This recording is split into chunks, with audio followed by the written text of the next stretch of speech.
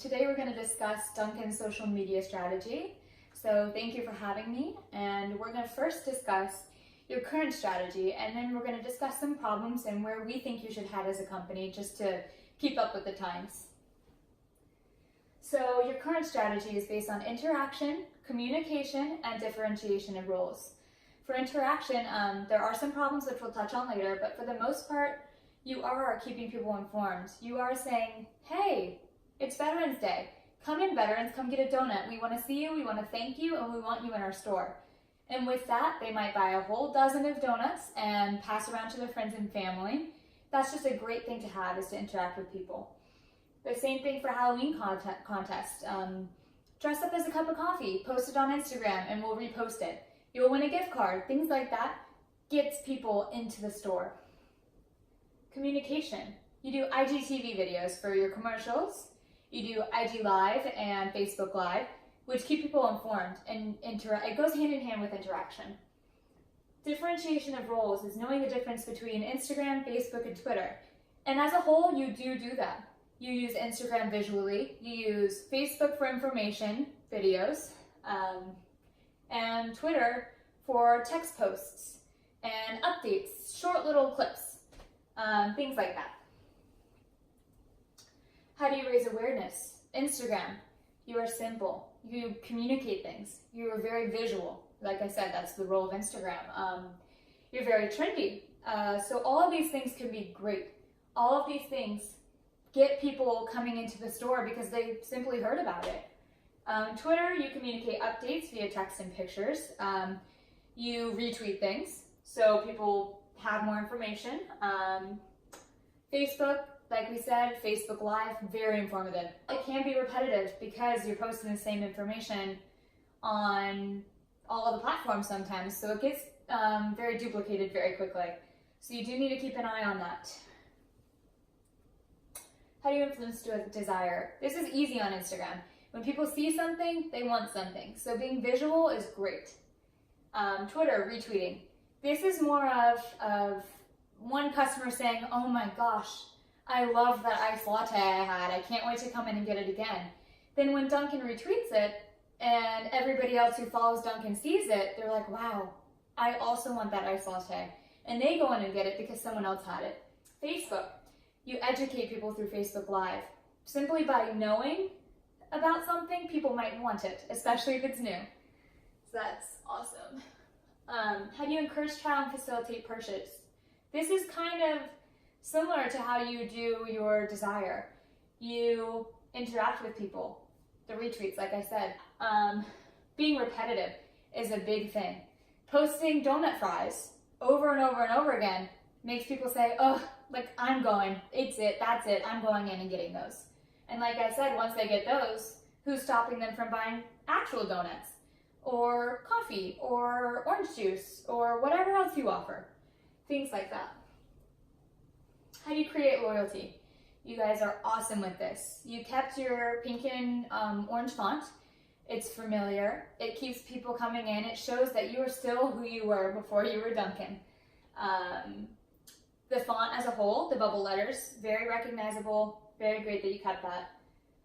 Reposting things. When people are like, wow, Dunkin reposted my picture. Like, I'm coming in. Like, I love this company. Contests. Let's say you win a contest and you win a $100 gift card. You are going to come into that store over and over and over again, and it might even become a habit to where they're coming every morning because of that gift card. Consistent posting with the theme.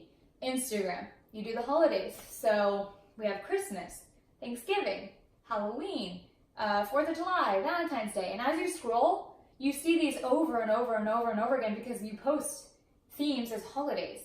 So people are expecting, as December approaches, to see the Christmas donut. Twitter, retweeting.